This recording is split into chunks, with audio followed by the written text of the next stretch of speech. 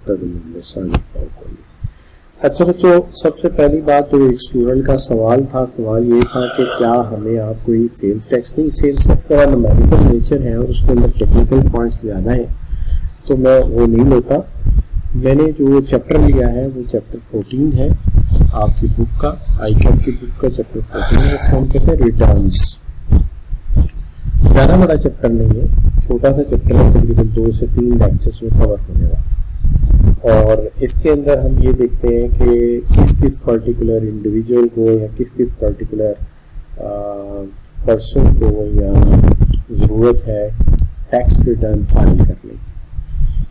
तो ये tax return file करने के प्रोसीजर, उसके मामलात को ज़ेर बहस होता है। तो चलिए हम शुरू करते हैं before wasting time. Tax return की बात करते हैं। टैक्स रिटर्न क्या होती है? तो देखिए, कहते हैं tax return is a completion of document that calculates an entities और इंडिविजुअल्स इनकम। तो टैक्स रिटर्न एक ऐसा डॉक्यूमेंट होता है जो हिसाब किताब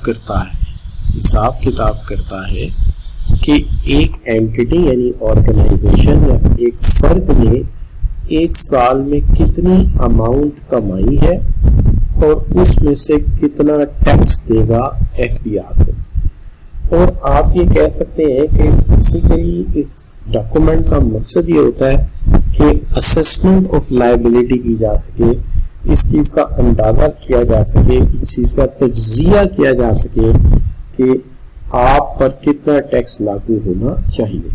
तो हम अपनी बात को रिपीट करते हैं कि tax return is the completion of document. Tax return जो है वो एक कागज की तकमील है जो हिसाब करता है, कैलकुलेट करता है किसी ऑर्गेनाइजेशन या किसी फर्द के आमदनी को, ताकि उसको असेस करके उस पर टैक्स लगाया जा सके। This is what we call the tax return.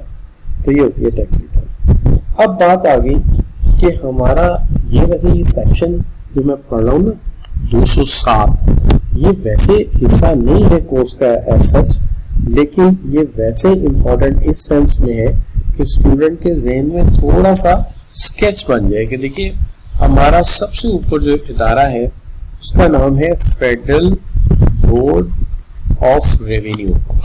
तो फेडरल बोर्ड ऑफ रेवेन्यू का मतलब है FBR, ये सबसे ऊपर है। अच्छा, इस इदारे को एक सेक्रेटरी कंट्रोल करता है आम हालात में और एक मिनिस्टर डील करता है। उसके नीचे आप ये कह सकते हैं चीफ कमिश्नर है, ठीक है। तो ऊपर तो सेक्रेटरी होगा लेकिन उसके नीचे एक चीफ कमिश्नर होगा। उस चीफ कमिश्नर के अंदर 2 तरह के कमिश्नर होंगे। एक वो कमिश्नर है जिनको हम कहते हैं कमिश्नर अपील। तो जो कमिश्नर अपील है बुनियादी तौर पर कमिश्नर अपील जज होते हैं, यानी वे मुंसफ होते हैं और ये केस वगैरह सुनते हैं, या जहां पर कभी कॉन्फ्लिक्ट आ जाता है एक फर्द में, एक ऑर्गेनाइजेशन में विद द FBR इंस्पेक्टर या असेसर, तो फिर ये केस सुनते हैं। और दूसरी तरफ होता है जिसको हम कहते हैं कमिश्नर इनलैंड रेवेन्यू। तो इसको हम कहते हैं CIR। आगे कई जगह लिखा होगा CIR, इसका मतलब है कमिश्नर इनलैंड। तो ये टर्म आएगी बार बार तो आपको थोड़ा सा अंदाजा भी हो जाएगा। अच्छा, इन दोनों के अंडर कुछ स्टाफ होता है, जैसे आप ये कह सकते हैं कि इन दोनों के अंदर एडिशनल कमिश्नर होते हैं, ठीक है। बड़े शहरों में एडिशनल कमिश्नर होते हैं, ठीक है जी। अच्छा, उसके बाद ठीक है जी दोनों के अंदर हो सकते हैं। फिर उसके अंदर डिप्टी कमिश्नर होता है और डिप्टी कमिश्नर के अंदर असिस्टेंट कमिश्नर होता है और असिस्टेंट कमिश्नर के अंदर काफी सारे टैक्स इंस्पेक्टर होते हैं। तो ये बच्चों जो है इस तरह की एक हायरार्की होती है आपकी जो फेडरल बोर्ड ऑफ रेवेन्यू की है। तो यहाँ से बेसिकली इनकम टैक्स इंस्पेक्टर से बहुत ज्यादा काम होता हुआ आगे असिस्टेंट कमिश्नर और फिर फोन बढ़ जाता है। तो ये है इसकी जो एलोकेशन। अब अगर कोई बच्चा ये समझे कि ये चैप्टर इतना अहम नहीं है, शायद सर ने इसलिए सुनने के लिए, तो मैं साथ साथ इसी गवाही भी देता जाऊंगा कि कहाँ कहाँ टॉपिक की अहमियत है। जैसे मिसाल के तौर पे यहाँ पे सबसे पहले ना मैं आपके सामने एक सवाल रखता हूँ जो 2017 में भी है और 2015 में भी है, तकरीबन एक जैसा ही है। List the person who required to furnish a return of income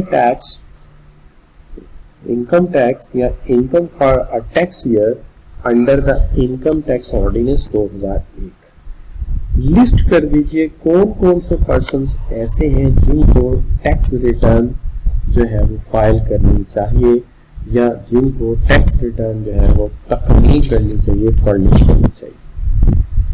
अब 2017 में एक वर्ड का शायद फर्क है। List the person who are required to file tax return under the provision of income tax ordinance 2001। और भी कई जगह आ रहा है, लेकिन वो फिर लैंग्वेज सेम होती है तो बंदा कहता है क्या बार बार एक ही बात करनी। तो ये बच्चों आपके सामने यहाँ पे ये पूछा जा रहा है कि कौन से ऐसे अफराद हैं, कौन से ऐसे फर्द हैं जिनके लिए टैक्स रिटर्न फाइल करनी जरूरी है, एसेंशियल है, कंपल्सरी है, बेसिक है या ये कह लीजिए कि लाजमी है। तो चलिए शुरू करते हैं। सबसे पहली बात तो ये है कि following persons are required to furnish a return of income for tax year. सबसे पहले है हर कंपनी, एवरी कंपनी, कोई भी इदारा जिसको हम कंपनी कहते हैं उसके लिए टैक्स रिटर्न फाइल करनी लाजिम है। उसके बाद एवरी पर्सन, हर वो पर्सन, अब जाहिर है कंपनी ऊपर होगी तो ये अदर देन कंपनी है, whose taxable income exceed the maximum amount that is chargeable to tax, कि जिसकी आमदनी चार्जेबल टू टैक्स हो जाती है। जैसे हम कहते हैं कि किसी की आमदनी जो है 6 लाख या इससे तजावज करती है तो हम उसको टैक्स लगा देते हैं। तो आप ये कह सकते हैं कि हर वो शख्स जिसकी आमदनी एक लिमिट से ऊपर जाती है, वो लिमिट कोई भी लिमिट आप सर्च कर लीजिए, 6 लाख होती है, कोई भी लिमिट जो है हमारे कानून में, ये थोड़ा बहुत चेंज होता रहता है, हमारा लोअर लिमिट है। तो जो भी उस बार से ऊपर, जिसकी आमदनी उस बार से ऊपर हो जाएगी, हर वो शख्स जो है उसको क्या करना होगा, टैक्स सबमिट करना होगा। और एनी नॉन प्रॉफिट ऑर्गेनाइजेशन, यानी ये जो नॉन प्रॉफिट ऑर्गेनाइजेशन है, इनको भी हिसाब किताब तो देना पड़ेगा। वो एक अलग बात है कि उनका रेट ऑफ टैक्स कम है या बाकी मामला है, लेकिन अगर नॉन प्रॉफिट ऑर्गेनाइजेशन किसी एक्टिविटी में इन्वॉल्व है, जैसे शौकत खानम को देखिए कि उनकी जो है वो टेस्ट लैब्स है, वो टेस्ट लैब्स में मिलियंस ऑफ का मनी कमा रहे, ठीक है। तो ये जो कमा रहे हैं, रिटर्न फाइल करना जरूरी है। और उसके बाद every person whose income for year, हाँ वो ये है कि ये जो लैब से पैसा कमाते हैं वो अपनी चैरिटी को दे देते हैं, लेकिन कमा तो रहे हैं। Every person whose income for year is subject to final taxation under any provision. ऐसा भी कोई बंदा जो सिर्फ और सिर्फ डिविडेंड से कमा रहा है और वहां से उसे ठीक ठाक पैसा आ रहा है, उसके लिए रिटर्न फाइल करना जरूरी है, लाजिम नहीं। वो कारोबारी बंदा है या सैलरी लेता है तो रिटर्न फाइल करेगा, अगर उसे डिविडेंड इनकम आती है तो भी उसके लिए टैक्स रिटर्न फाइल करना जरूरी है। तो ये बच्चों हो गए कि कौन कौन से बंदे जो है उनके लिए ये जरूरी है। अब देखिए मसला ये है कि हुकूमत चाहती है सबको टैक्स नेट में लाए। तो देखिए जैसे ए भी है और बी, अगर इन शिकों में से कोई भी शिक लग जाए या इन में से जो है कोई भी सब सेक्शन लग जाता है किसी भी बंदे पे, तो उसके लिए रिटर्न फाइल करनी जरूरी है। लेकिन जो इस शिकंजे में ना फंसे, यानी पहले से आप देख लीजिए कि अगर इन में से ना फंसे, तो फिर बी के अंदर एक लंबी लिस्ट दी गई है कि अगर उनमें से कोई किसी चीज पे, अगर उनमें से किसी पूरा उतर आए तो आगे जाने की जरूरत ही नहीं है, वहीं पे फैसला हो गया। लेकिन अगर उन पर पूरा नहीं उतरता तो फिर इनमें से देख लीजिए कि कोई शिक ऐसी ना हो जो उस पर लगती हो। जैसे कि देखिए एक सेक्शन है, उसका सब सेक्शन है, उसकी क्लॉज है और ये उसकी सब क्लॉजेज है। तो सब क्लॉजेज में चेक कर लीजिए कि कोई क्लॉज उस पर लगती ना हो। तो अगर लग गई तो हम उसे टैक्स नेट में फंसा लेंगे, जैसे हमने इस बंदे बेचारे को फंसाया। हैज बीन चार्ज कहता है इन एडिशन टू अबव, इसके अलावा, ऊपर वाली कंडीशन के अलावा। Return is also required to file by the person who, तो रिटर्न उसके लिए भी जरूरी है जो has been charge to tax in respect of any of the two preceding tax year. हर वो बंदा जिसने पिछले 2 टैक्स ईयर में रिटर्न फाइल की थी गेन वाली, जिसमें उसने कमाया था। मिसाल के तौर पे एक बंदे ने टैक्स रिटर्न फाइल की थी 2018 में और 2018 में उसकी इनकम थी 6,50,000 जिस पर उसने टैक्स दिया था। Has been charge to tax, तो उसे टैक्स पे चार्ज किया गया, यानी उसे टैक्स लिया गया। फिर 2019 में भी उसने रिटर्न फाइल की थी और वहां उसने कमाया था 7,50,000, तो यहाँ पे भी उससे टैक्स चार्ज किया गया था। तो ये 2 साल टैक्स चार्ज होता रहा। अब मसला ये आ जाता है कि जब वो पहुंचता है 2020 में, तो 2020 में जब वो पहुंचता है तो 2020 में उसकी जो इनकम है वो कम रहती है, जैसे 3,50,000। सवाल ये है कि क्या वो रिटर्न फाइल करेगा, तो आपका जवाब होगा यस, क्योंकि कंडीशन के मुताबिक अगर पिछले 2 प्रीसीडिंग ईयर में से किसी भी साल उसे टैक्स चार्ज किया गया है, टैक्स उससे लिया गया है, तो फिर उसको टैक्स रिटर्न फाइल करनी पड़ेगी। तो 2020 में तो पिछले 2 साल ऐसे मौजूद हैं जिसमें उससे टैक्स लिया गया है, हमें तो सिर्फ एक की जरूरत है। और जब हम पहुंचते हैं 2021 में और फर्ज कीजिए फिर भी उसकी आमदनी कम रहती है, लेट्स से उसकी आमदनी जो है 3,25,000 हो जाती है, तो तब भी उसे रिटर्न फाइल करनी है, क्योंकि पिछले 2 सालों में से किसी भी एक साल में अगर टैक्स चार्ज हुआ है तो उसे रिटर्न फाइल करनी है। और इस साल को अगर आप देखते हैं तो इस साल में जो है उसको फिर रिटर्न फाइल करनी पड़ेगी, क्योंकि इस साल उसने जो है वो पिछले 1 साल तो चार्ज नहीं हुआ टैक्स, लेकिन पिछले 2 सालों में से 1 साल ऐसा है जहां टैक्स चार्ज हुआ है, लिहाजा फिर रिटर्न फाइल करनी पड़ेगी। लेकिन अगर 2022 में भी उसकी इनकम जो है वो कम रहती है और लेट से 2022 में उसकी आमदनी जो है वो 3,75,000 हो जाती है, तो देन इस साल उसे टैक्स सबमिट रिटर्न फाइल नहीं करनी और इन 2 सालों में से करनी पड़ेगी, क्योंकि पिछले 2 सालों में से किसी भी एक साल में अगर टैक्स चार्ज हुआ है तो उसे रिटर्न देनी पड़ेगी। तो 20 के साल में तो 2 साल ऐसे हो जाते हैं और 21 के साल में 1 साल ऐसा इसमें नहीं है और एक फिर मिल जाता है, इसमें टैक्स चार्ज हुआ है, देनी पड़ेगी आपको टैक्स रिटर्न। और 2022 में है नहीं देगा, क्योंकि अब 2 साल ऐसे हो गए, एक ये वाला और एक ये वाला, जिस पर टैक्स चार्ज नहीं हुआ। अच्छा बच्चों, अब आ जाते हैं दूसरे पॉइंट की तरफ। दूसरा पॉइंट जो है कहते हैं क्लेम्स और loss carried forward for a tax year. अगर एक बंदे का नुकसान हुआ है, फायदा नहीं हुआ, लेकिन वो कहता है अगले साल ना मैं ये चाहता हूं, अगले साल मैं ये चाहता हूं कि ये जो मेरा नुकसान हुआ है, कारोबारी नुकसान हुआ है, इसको मैं क्या कर सकूं, इसको मैं चार्ज कर सकूं या मैं इसको कैरी फॉरवर्ड कर सकूं। तो अगर उसे ये नुकसान अगले साल जो है वो लेस करना है या अगले साल जो है अपनी आमदनी में शो करना है, तो इस साल की रिटर्न उसे फाइल करनी पड़ेगी। और अगर वो रिटर्न फाइल नहीं करता और अगले साल मुनाफा होता है तो वो अगले साल से शुरू करेगा, फिर पिछला लॉस क्लेम नहीं कर सकेगा। तो अगर उसे पिछला लॉस क्लेम करना है तो फिर उसको चाहिए कि इस साल से रिटर्न फाइल करे ताकि वो हिसाब का हिस्सा बन जाए। अच्छा, इसी तरह कोई बंदा जिसके पास इमूवेबल प्रॉपर्टी है, इमूवेबल प्रॉपर्टी का मतलब है उसके पास कोई मकान शिकान है, ठीक है, और वो जो मकान है, वो जो घर है उसके पास, वो आपका जो है वो 5 स्क्वायर यार्ड से बड़ा है, 500 स्क्वायर यार्ड से सॉरी बड़ा है।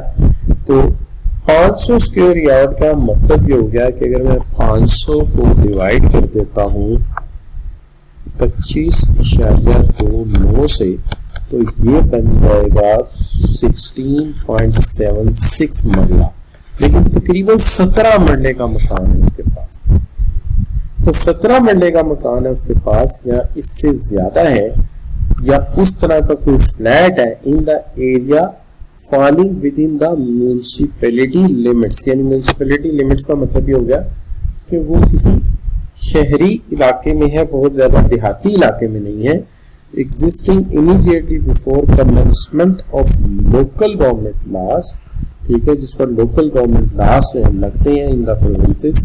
एरिया कंटोनमेंट का भी हो सकता है और इस्लामाबाद टेरिटरी का भी हो सकता है, तो तब भी आपको टैक्स रिटर्न फाइल करनी जरूरी है।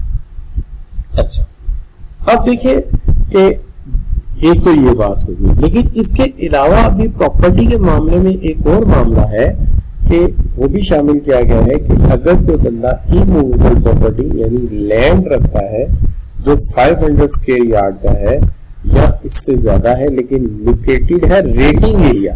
रेटिंग एरिया कौन सा होता है? हर शहर में एक बड़ा पोश किस्म का एरिया होता है, बड़ा लग्जरी क्लास का एरिया होता है, जैसे कोई DHA या बहरिया टाउन। तो अगर वहां पर लोकेटेड है तो तब भी रिटर्न फाइल करनी जरूरी है। हाँ, अगर 17 मरले का घर कहीं दूर दराज सक नंबर 36 चिश्तियां या बुरेवाला में है तो फिर ठीक है, वो टैक्स रिटर्न फाइल ना करें। लेकिन अगर ये किसी म्यूनिसिपैलिटी में है, किसी शहरी इलाके में है, जहाँ जो है वो कह सकते हैं कि एक ऐसा एरिया है जो कंटोनमेंट का है, इस्लामाबाद का है, या वो रेटिंग एरिया में है, तो फिर रिटर्न फाइल करनी जरूरी है। इसी तरह एक बंदा जिसके पास कवर्ड एरिया जो है 200,000 स्क्वायर फीट या इससे ज्यादा है रेटिंग एरिया में, यानी इसका मतलब है कोई फ्लैट है उसके पास और वो भी रेटिंग एरिया में है, तो तब भी उसके लिए रिटर्न फाइल करनी बड़ी जरूरी है। क्लियर जी? अच्छा, फिर शिकंजे में फंसाने के देखिए कैसे कैसे तरीके हैं, मजीद तरीके हैं शिकंजे में फंसाने के। मिसाल के तौर पे own a motor vehicle having engine capacity above 1000 CC, यानी मेरे जैसे गरीब आदमी जिसके पास कल्टस की गाड़ी है, यानी जो उसके ऊपर लिखा हुआ है 998 सीसी, तो मेरे ऊपर नहीं, लेकिन वो लोग जिनके पास 1000 सीसी गाड़ी है, जैसे अपना दाऊशाही साहब है, इनके पास 1500 सीसी कार, तो वो दूसरे ला ना भी लगते हो तब भी उनके लिए रिटर्न फाइल करनी जरूरी है। इसी तरह has obtain national tax number. अच्छा, अगर एक दफा आपने MTN नंबर ले लिया है, तो फिर अगर आपकी रिटर्न में थोड़े पैसे भी हैं आपने कमाए हैं, तो लिखकर भेज दीजिए कि जनाब इस साल में 3,50,000 रुपए कमा सका हूं, तो ये मैं आपको फॉरवर्ड कर, तो फिर आपको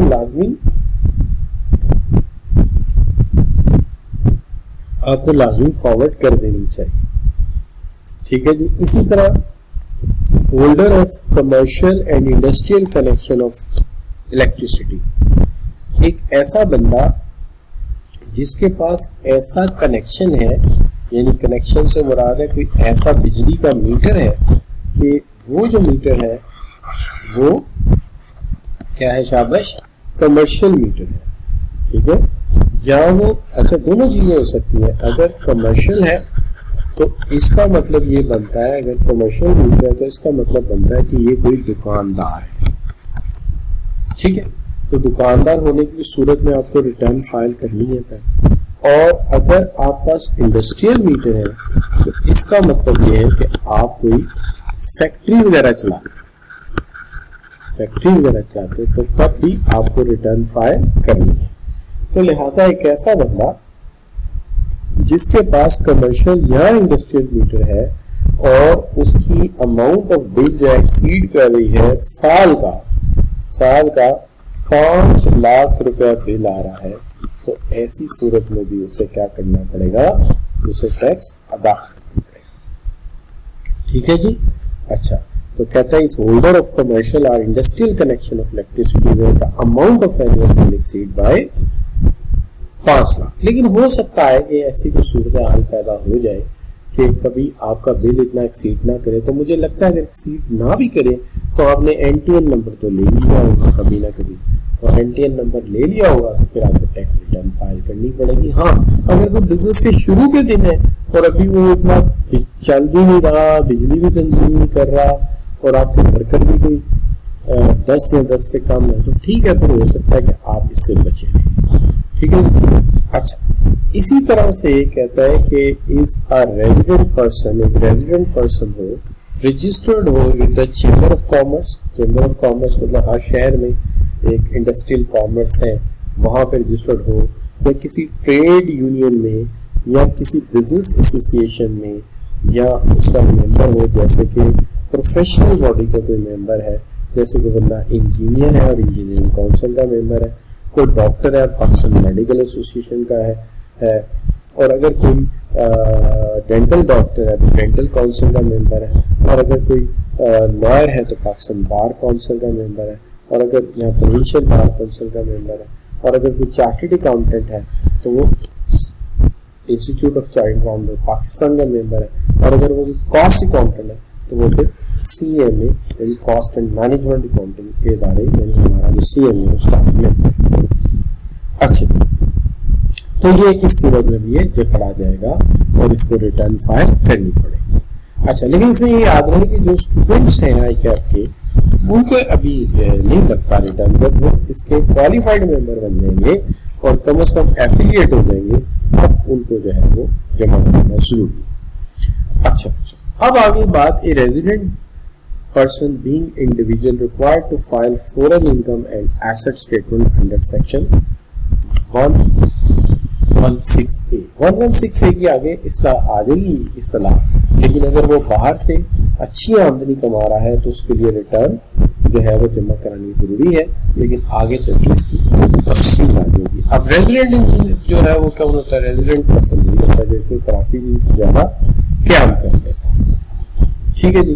तो यहाँ पे आके एक मसला जो डील हो जाता है, जो आपने सवाल देखा था कि किन लोगों के लिए टैक्स रिटर्न फाइल करनी जरूरी है। अब यहाँ पे ना छोटी छोटी टर्म्स की तरफ चलते हैं। सबसे पहले देखते हैं कि अब बिजनेस पर्सन, एक कारोबारी बंदा क्या होता है। देखिए यहाँ पे ना ये बात छोटी सी है जहाँ कि ना थोड़ा लगता है कि जैसे इनकम टैक्स वाले जो है ना बड़ी जल्दी में है कि जल्दी से जल्दी ना बंदे को टैक्स नेट में फंसा।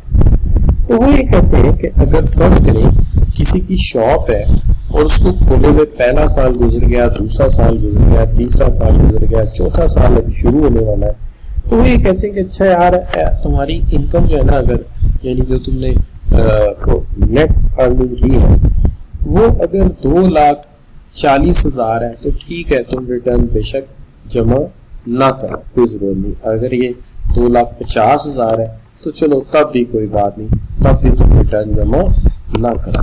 लेकिन अगर तुम 3 लाख से तजावुज कर गए हो तो भले जो है 4 लाख पे तुम्हारे ऊपर लाजिम होगी रिटर्न फाइल करनी। अगर तुम बिजनेसमैन तो 4 लाख पे लाजिम होगी, लेकिन 3 लाख से ही तुम काम शुरू करो, यानी रिटर्न सबमिट कर दो, क्योंकि हमें पता है कि अगले साल तक ना इंशाल्लाह तुम बड़ा अच्छा मुनाफा कमाना शुरू कर दोगे।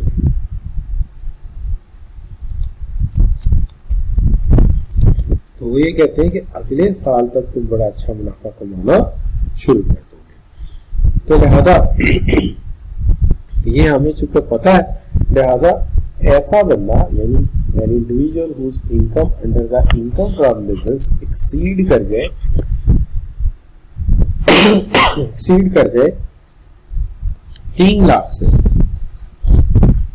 और भले उसकी इनकम जो है वो 4 लाख से कम ही हो, कोई बात नहीं, रिटर्न फाइल करनी बिस्मिल्लाह करके शुरू कर दी। हमारी दौड़ों से अगले साल वो 4 से तजावुज कर ही चुका। लिहाजा वो कहते हैं कि जल्दी में जो है ना, वो कहते हैं कि अर्ली इज द बेस्ट, बजाय कि आप लेट हो तो बस ठीक है, 3 लाख अगर तजावुज हो जाए तो पहले टैक्स ना लगता हो, रिटर्न फाइल करनी शुरू कर। अच्छा, अब आगे बात ये कि अगर हमें एक रिटर्न फाइल करनी है तो requirement for filing a return के क्या रिक्वायरमेंट है, या सवाल यूं आ सकता है कि when a return is considered as complete, कब हम ये मानेंगे कि रिटर्न जो है वो कंप्लीट हो गई। देखिए, सबसे पहली बात तो ये कि हमें ना इसका एक फॉर्म है, वो फॉर्म फिल करना पड़ेगा। अजी, फॉर्म के लिए 2 ऑप्शन है हमारे पास कि प्रिस्क्राइब फॉर्म जो है उसको फिल करने के 2 ऑप्शन है। हम इसे फिजिकली भी कर सकते हैं और ऑनलाइन भी कर सकते हैं। अच्छा, तो पहली बात तो ये कि एक फॉर्म फिल करना पड़ेगा और उस फॉर्म के साथ जो है ना हमें कुछ कह सकते हैं क्या लगाना पड़ेगा। हम कहते हैं जी कि इस फॉर्म के साथ आपको एक एनेक्स्चर लगाना पड़ेगा, ठीक है। एनेक्स्चर, तो एनेक्स्चर में होती हैं बाकी डॉक्यूमेंट, यानी सबूत वगैरह कि जो आप बात करें वो ठीक है। तो कहता है कि shall be in prescribe form and shall be containing annexure and statement. असल में एनेक्स्चर के अंदर तो सबूत वगैरह हो सकते हैं ना, जैसे कोई चीज़ आपने कोई एडवांस टैक्स जमा करा चुके हैं, आपका एडवांस टैक्स जा चुका है, तो एडवांस टैक्स का जो भी है डॉक्यूमेंट देगी वो फर्म जिसने आपका एडवांस टैक्स काटा है, तो वो आपके लिए इस्तेमाल हो जाएगा कि जनाब इन्होंने मेरा टैक्स काटा था, तो ये जनाब इंसान।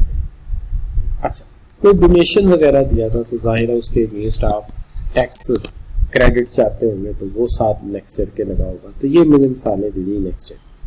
स्टेटमेंट की जहाँ ताल्लुक है ना, तो बंदे की इसके साथ इनकम स्टेटमेंट लगनी बड़ी जरूरी है। मैं कोशिश करूंगा कल इनकम स्टेटमेंट में बात करें, उसको बना के देखें। अच्छा, और ये जो है ये नेक्स्चर में चला है। अब वो कहता है बी में कहता है कि देखिए आपके ना पूरे हमें पर्टिकुलर चाहिए, पूरा रिकॉर्ड चाहिए, मुकम्मल रिकॉर्ड, ताकि अच्छा ये रिकॉर्ड उन्हें चाहिए नहीं, ये सबूत चाहिए कि it is kept whenever you want we will show you, लेकिन आपके पास होना चाहिए। तो कहते हैं shall be all the relevant particulars including the declaration of record kept. Kept का मतलब क्या है, इसे महफूज करके रखना है। जब भी वो मांगे या ऑडिट करना चाहे तो आप ये ना कहें कि सॉरी वो फाइल में रख के भूल गया, वो बस अभी पड़ी थी, अभी मेरा बच्चा जो है ड्राइंग बना रहा था तो मुझे लगता है उसने उसको कार्टून बना दिया। तो ये that should be kept in महफूज हाथ, तो उसे महफूज जगह। हाँ, अलबत्ता एक और रिक्वायरमेंट है जो बड़ी छोटी सी है, और वो क्या है कि जो इंडिविजुअल है जिसकी रिटर्न फाइल हो रही है उस इंडिविजुअल के इसके ऊपर होने चाहिए सिग्नेचर। बेशक कोई टैक्स कंसल्टेंट या कोई टैक्स प्रैक्टिशनर काम कर रहा है तो तब भी जिम्मेदारी उस बंदे की है जो टैक्स रिटर्न फाइल कर रहा है, लिहाजा उसके सिग्नेचर होने बहुत जरूरी है। तो एक बात तो।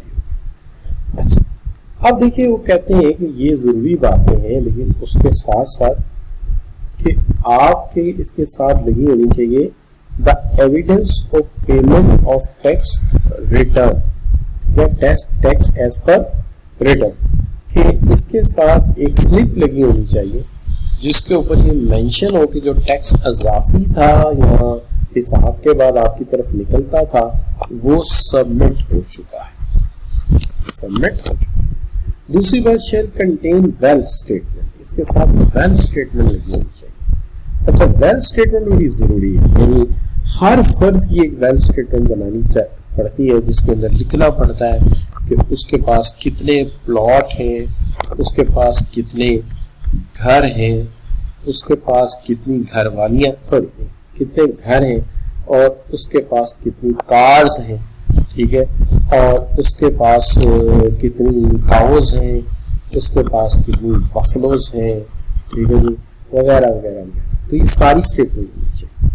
अच्छा, उसके बाद shall be कंपनाइड with a foreign income assets statement, अगर रिक्वायर्ड है, अगर वाकई से बाहर की भी उसकी कोई आमदनी है तो उसका भी साथ सबूत और उसका भी रिकॉर्ड होना चाहिए। तो ये बच्चों लाजमी चीजें हैं जो लगानी जरूरी है। और ये सवाल पेपर में आ जाता है इस तरह से कि पूछा ये जाता है कि requirement for filing a return, क्या रिक्वायरमेंट होती है, ये भी पूछा जाता है। What are required documents, what are required documents, और ये भी पूछा जा रहा है when a return is considered as complete. ज़रा कंप्लीट कभी होगी जब उसके साथ तयशुदा कागजात लगा देंगे तो फिर मान लिया जाएगा कि हाँ जी ये रिटर्न कंप्लीट हो गई है। ठीक है, ये तो छोटी सी बात थी और हम इससे आपको टैक्स सिस्टम से मजीद रोशनास होने में फायदा मिलेगा या आपको समझ आएगी। अब मैं चलता हूँ एक ऐसे सवाल की तरफ जो पेपर में इतनी दफा आया है कि लगता है कि जैसे कि एग्जामिनर को ये सवाल बड़ा ही ज्यादा पसंद। देखते हैं कौन सा सवाल है। ठीक है जी, अच्छा तो मैं आपके साथ ये सवाल जो है शेयर करता हूँ। अच्छा, तो ये तो आपका मुकम्मल हो गया ना पॉइंट के जी को क्या क्या रिक्वायरमेंट्स हैं। ठीक है, अच्छा तो जहां तक सवाल है tax file electronically consider to be, मैं उस सवाल की तरफ बाद में जाता हूँ। पहले ये छोटा सा पॉइंट ऐसे क्लियर करते थे कि अगर आप अपनी टैक्स रिटर्न फिजिकली नहीं जाके बोर्ड ऑफ रेवेन्यू के ऑफिस में नहीं या उसके डिविजनल ऑफिस में नहीं बल्कि ऑनलाइन जमा कराते हैं तो वो भी करेक्ट कंसीडर होगी। तो कहते हैं a return electronically on web or any computer readably media will also be treated as return। तो अगर तुम ऑनलाइन भी रिटर्न फाइल कर दोगे तो हम उसको रिटर्न ही मानेंगे, यानी ये इलेक्ट्रॉनिकली सेंड हमें मिल जाएगी। तो इलेक्ट्रॉनिकली भी जो रिटर्न फाइल होती है वो रिटर्न कंसीडर होगी। और इसके अंदर ये है कि बोर्ड के थोड़े से इख्तियारात भी लिख दिए उन्होंने साथ ही। Determine eligibility of data of return, तो बोर्ड जो है वो डिटरमिन करेगा रूल्स को कि कौन सा डाटा एसेंशियल है जो उसके साथ होना चाहिए, और वो ये भी देखेगा कि दूसरे मसले जो बोर्ड जो चाहे जेर बहस लाना चाहिए, यानी E intermediaries who will digitalize the data of return transmit. अच्छा, ई इंटरमीडियरी का मतलब ये है जो आपके tax practitioner, okay tax practitioner. अच्छा, तो वो इसको कर सकते हैं, जाहिर बात आप खुद भी कर सकते हैं, वो भी कर सकते हैं। तो हमने कहा कि जो ऑनलाइन रिटर्न फाइल होगी वो भी रिटर्न कंसीडर होगी और डिटरमिन की जाएगी eligibility of data of return. ठीक है जी, कि क्या एलिजिबिलिटी है, इसके साथ कौन सा डाटा होगा, ये बोर्ड के इख्तियारात है। और इंटरमीडिएट हु विल डिजिटलाइज, जो भी आपका प्रैक्टिशनर है, जो भी इंटरमीडियरी है, जो भी आपका टैक्स कंसल्टेंट है, ठीक है जी, of data return transmit to the income tax department under the digital signature. उसके ऊपर क्या होने चाहिए, क्योंकि ज़्यादा फिजिकल सिग्नेचर तो नहीं हो सकते, लेकिन क्या होने चाहिए, कंसल्टेंट के डिजिटल सिग्नेचर होने चाहिए। और जारी बात है वो डिजिटल सिग्नेचर जो है वो आगे फॉरवर्ड हो जाते हैं। अब other matter relating to electronic file, तो बोर्ड जो बाकी मसले वगैरह हैं उन पर बात कर सकता है। तो ये इतना मुश्किल पॉइंट नहीं है कि मैं इसके ज़्यादा टाइम लगाऊं, बस इतना आपके लिए जान लेना काफ़ी है कि इलेक्ट्रॉनिकली रिटर्न फाइल की जा सकती है, उसकी वही हैसियत होगी, उसके ऊपर डिजिटल सिग्नेचर होने चाहिए, और उसके अलावा ये है कि रिटर्न के ऊपर कौन से डॉक्यूमेंट या एलिजिबिलिटी ये तय बोर्ड में करनी है, सीधी बात। अब वो सवाल जो मैं जिक्र कर गया था पहले आप लोगों के साथ, वो ये वाला सवाल है जिसके अंदर ये पूछा गया है कि specify the circumstances under which commissioner has power to issue notice demanding a return of income from certain person for less than 1 year. वो कौन से हालात हैं जिसमें एक कमिश्नर एक आम आदमी को कह सकता है कि अभी साल पूरा हुआ ही नहीं है, साल मुकम्मल नहीं, 12 महीने पूरे नहीं हुए, ठीक है जी, साल पूरा नहीं हुआ, लेकिन तुम रिटर्न फाइल करो, यानी ये हुक्म जारी कर सकता है। ठीक है जी, अच्छा, तो वो ये हुक्म जारी कर सकता है। ठीक होगी बात।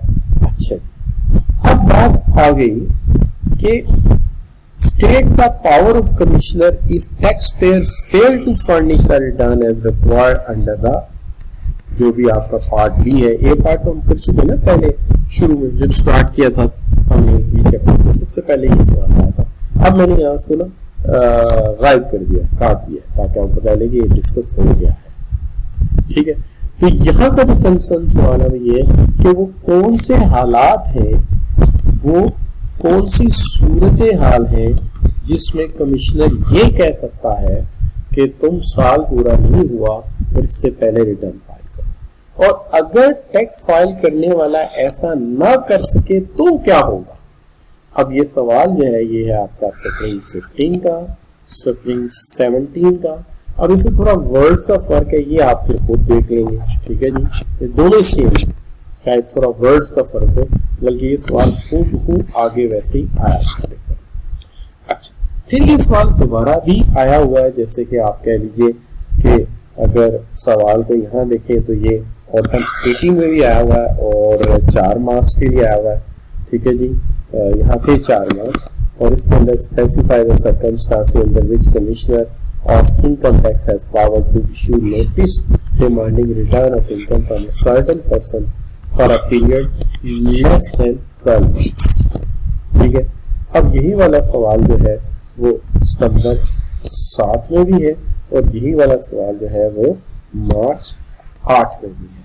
तो 5 को दफा तो मैंने दिखा दिया, इससे ज्यादा ही है, लेकिन बस काफी है, अब इससे ज्यादा क्या आपको शो करेंगे, इंपॉर्टेंट टॉपिक। अच्छा बच्चों, तो कौन से हालात, तो देखिए कमिश्नर डिमांड कर सकता है रिटर्न लेस देन 12 मंथ्स पे, कब, जब एक बंदा मर गया, इन्ना लिल्लाहि व इन्ना इलैहि राजिऊन, एक बंदा दुनिया से रुखसत हो गया। अब जाहिर बात है उसके लवाहीन से कहा जाएगा कि जब जायदाद की तकसीम तुम पहले कर रहे हो, वहां तो तुमने साल का इंतजार न किया, तो जायदाद की तकसीम के वक्त जो आमदनी है उसका टैक्स भी दे देगा। अच्छा, अब दूसरी तरफ द पर्सन बिकम बैंकरप्ट। अब एक बंदा बैंकरप्ट हो गया और वो बैंकरप्ट हो जाता है मार्च में, तो हम जून तक क्यों वेट करें, हम मार्च में उसे कह देंगे कि भाई रिटर्न ले आओ, अब आगे तो तुम्हारा कारोबार चल नहीं रहा, तो चलो रिटर्न ले आओ जल्दी से।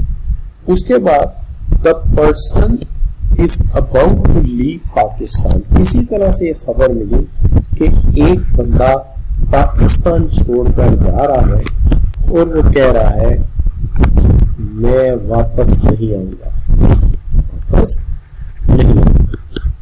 तो इससे पहले कि वो जाए और अप्रैल के महीने में जाए, कमिश्नर को पता चल गया, टिकटें हो गई है, पूरी फैमिली लेके जा रहा है, प्रॉपर्टी बेच गया है, कारोबार लिक्विडेट कर गया है,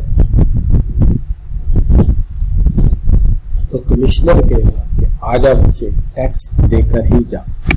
अच्छा, फिर बच्चों the commissioner otherwise considered it is appropriate, अगर कमिश्नर को कभी लगे कि यार ये अप्रोप्रिएट है, तो ऐसा मतलब एक कंडीशन तो क्लियर है कि बंदा दुनिया से चला गया, हर एक ने। दूसरी बात यह है कि उसका कारोबार खत्म हो गया, लिक्विडेट हो गया, तो साफ कर लेना चाहिए, जैसे दूसरों का साफ हो रहा है, टैक्स का भी साफ हो जाना चाहिए। और या फिर वो पाकिस्तान छोड़ के जा रहा है, या कमिश्नर समझता है कि ये हालात अप्रोप्रिएट है रिटर्न मांगने के लिए, तो कमिश्नर ये सवाल उठा सकता है। अच्छा बच्चों, अब बात आ गई क्या जी कि वो कौन से हालात है जिस पर आप ये कह सकते हैं कि जो इस टैक्स पेयर अगर नहीं टैक्स रिटर्न फाइल कर सका तो फिर क्या होगा। ये उसका बी पार्ट था, शुरू वाले सवालों में आया हुआ था कि अगर वो ये इस करने में फेल हो जाए तो फिर क्या होगा। अच्छा, अगर वो फेल हो जाए तो ऐसी सूरत में द कमिश्नर में if tax payer fail to furnish the return of income as required based on available information or material to the best of his judgment make a provisional assessment।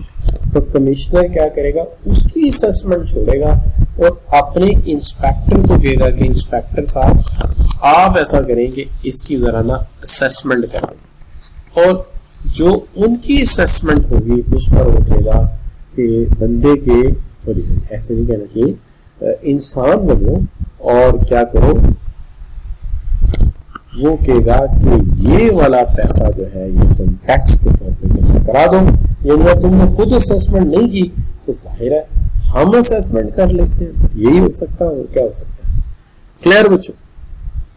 तो यहां तक का जो लेक्चर है वो आपको कितना समझ आया है मेरे साथ? इस वक्त बच्चे जो है उसमें हसान है, इख्तिशाम है, मलिक राहबर है, ठीक है। एक बच्चे का नाम मुझे नहीं आता, उसके मोबाइल का नाम जो है नेक्सस है।